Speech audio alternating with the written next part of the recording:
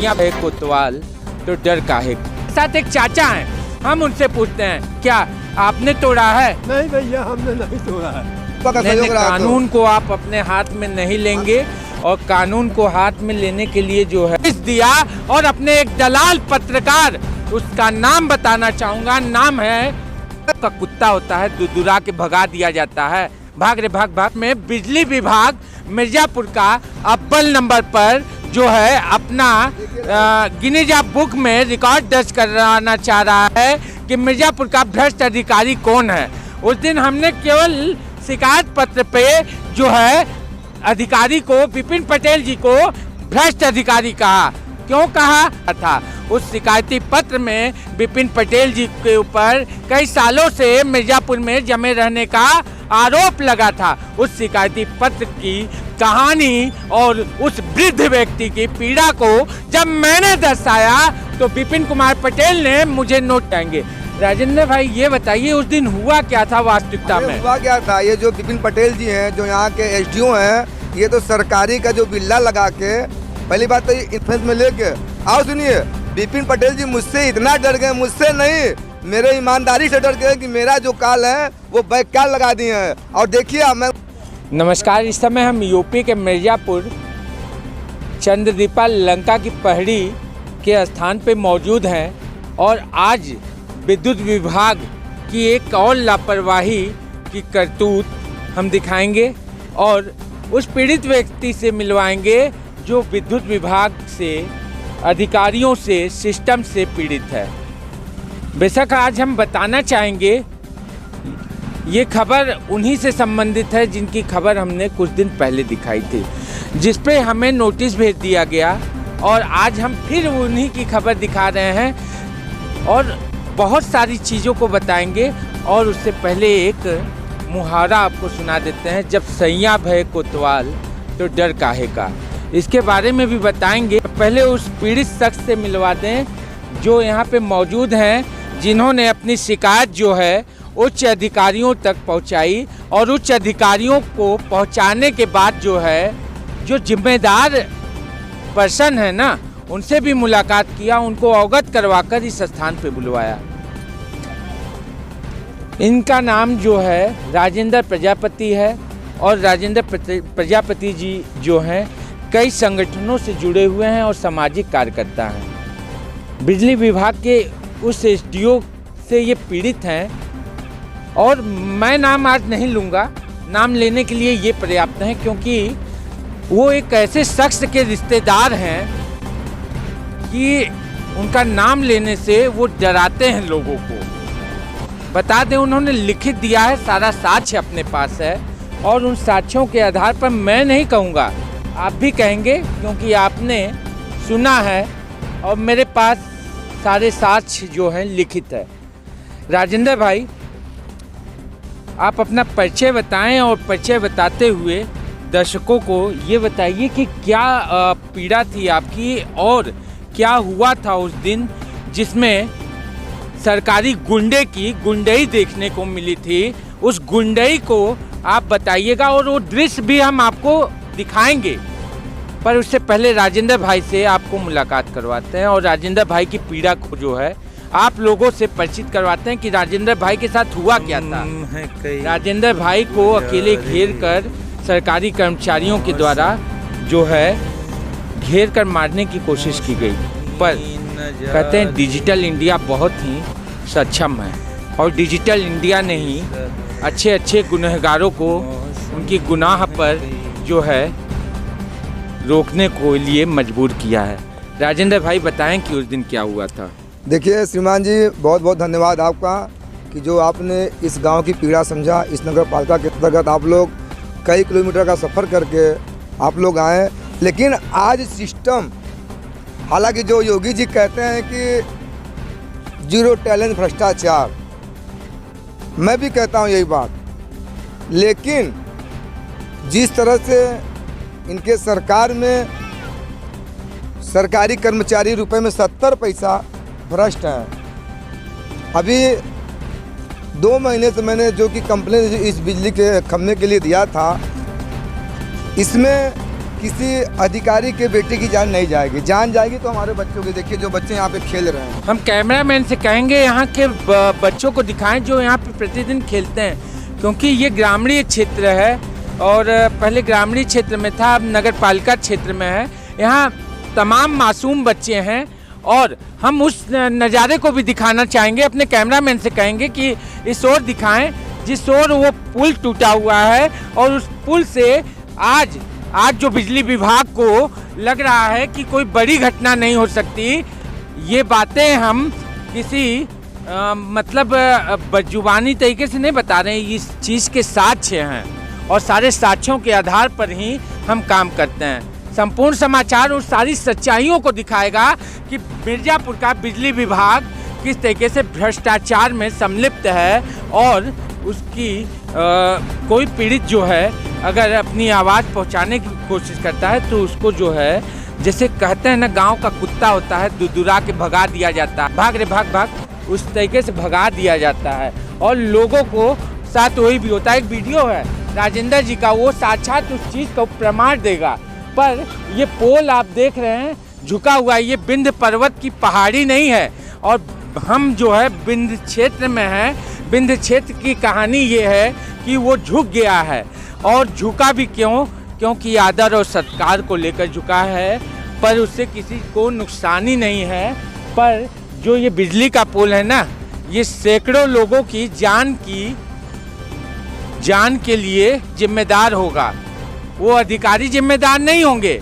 ये रोड देख रहे हैं, ये रोड जो है N75 नेशनल रोड नहीं है, क्योंकि इस रोड पर बड़ी बड़ी गाड़ियां नहीं जाएंगी। इस क्षेत्र के जो छोटे बच्चे हैं, यहाँ के जो मोहल्ले वासी हैं, वो लोग जाएंगे। राजेंद्र भाई ये बताइए उस दिन हुआ क्या था वास्तविकता में? हुआ क्या था, ये जो विपिन पटेल जी हैं जो यहाँ के SDO हैं, ये तो सरकारी का जो बिल्ला लगा के, पहली बात तो इनको ये नहीं पता है कि अगर नगर पालिका के अंतर्गत किसी शहर में जाते हैं, अगर नियम है, जो सरकार का नियम है, जो आपको अथॉरिटी देता है कि आप बिल्ला बैच लगा के जाइए। ये तो अपने साथ गुंडा लेके आए थे और मेरा पूरा साक्ष्य मेरे पास है। अगर मेरा बस चलता, अगर यहाँ के कुछ ग्रामीणों का अगर सहयोग मिलता तो मैं विपिन पटेल जी को, ये खम्भा दिखाइए श्रीमान जी, इस खम्भे में मैं बांध देता, इस खम्भे में मैं उनको बांध देता और जितने भी भ्रष्ट सरकारी कर्मचारी हैं मैं उनको बुलाता यहाँ पे और दिखाता यहाँ पे और दिखाता कि देखिए पीड़ा क्या होती है। मरेंगे तो मेरे बच्चे मरेंगे, न कि किसी सरकारी कर्मचारी का बच्चा मरेगा। और अगर इस बिजली के खम्भे से कोई दुर्घटना होती है तो इसकी सारी जिम्मेवारी, जो कि रिकॉर्डिंग मेरे पास है, जो कि बिजली विभाग के कर्मचारियों ने ये कहा कि इसकी जिम्मेवारी मेरी है और मेरे पास इसका साक्ष्य है, मैं साक्ष्य के साथ कोर्ट में लेके जाऊंगा और इनको घसीटूंगा। क्या कहा था उन्होंने? मैंने उनको कॉल किया था कि श्रीमान जी देखिए ये जो बिजली का पोल है ये हो सकता है कि कभी भी गिर सकता है। तो उन्होंने ये कहा था कि गिर जाएगा तो उससे क्या मतलब, कोई फर्क नहीं पड़ने वाला। हमने कहा श्रीमान जी आप क्या कह रहे हैं? तो उन्होंने हमको धमकाया कि मैं तुम्हारे खिलाफ एक मुकदमा करने जा रहा हूँ कि आप किसने कहा ये बात? मनोज यादव जी जो यहाँ के जो मेन फतह के वो हैं। और विपिन पटेल जी ये कह रहे हैं कि अभी ये खम्भा गिरने वाला नहीं है। मैंने 19-12 पे कॉल 20 बार किया हूँ, 20 बार, एक बार नहीं 20 बार। तो वो जो 19-12 के जो अधिकारी हैं इनको कॉन्फ्रेंस में लेके आओ। सुनिए, विपिन पटेल जी मुझसे इतना डर गए, मुझसे नहीं, मेरे ईमानदारी से डर गए कि मेरा जो कॉल है वो बैक कॉल लगा दिए हैं। और देखिए अब मैं उनको कॉल लगा रहा हूँ, मेरा ये बैक कॉल उनके पास है, ये मेरा फ़ोन नहीं उठेगा, आप देख लीजिए। मैं लगा रहा हूँ जंगी रोड SDO विपिन पटेल जी को, देखिए अभी मेरा ये बैक कॉल में डाल दिए हैं। ये देखिए साख मेरे कॉल का मतलब आपके कॉल को जो है ब्लैक लिस्ट में डाल दिया। हाँ, कहीं ना कहीं वो डर गए मुझसे और ये डर गए। देखिए मैं झूठ नहीं बोलना, ये मेरे पास साक्ष्य मैं आपको दिखा रहा हूँ, देखिए रिकॉर्डिंग। भाई साहब, सच बोलने वालों को जो है, सच बोलने वाले की जुबान दबा दी जाती है। तो आप कहाँ, आप अपने आप को सुरक्षित ना महसूस कीजिए। सच बोलने वालों का तो हमेशा से जो है जुबान दबाया जाता है। देखिए आपको दिखाना चाहते हैं जो जंगी रोड आपके द्वारा ब्लैक लिस्ट में डाल दिया गया है।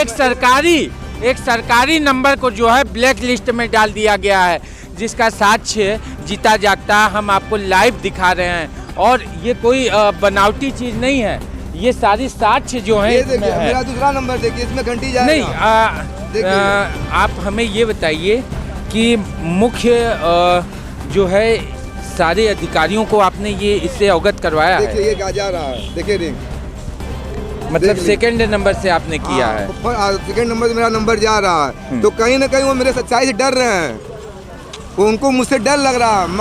I am an freedom fighter, मैं किसी भी भ्रष्ट अधिकारी से नहीं डरता हूँ, चाहे वो मुझे गोली क्यों ना मार दें। मैं जन समस्याओं को लेकर ऐसे ही लड़ता रहूँगा और आगे तक लड़ता ही रहूँगा।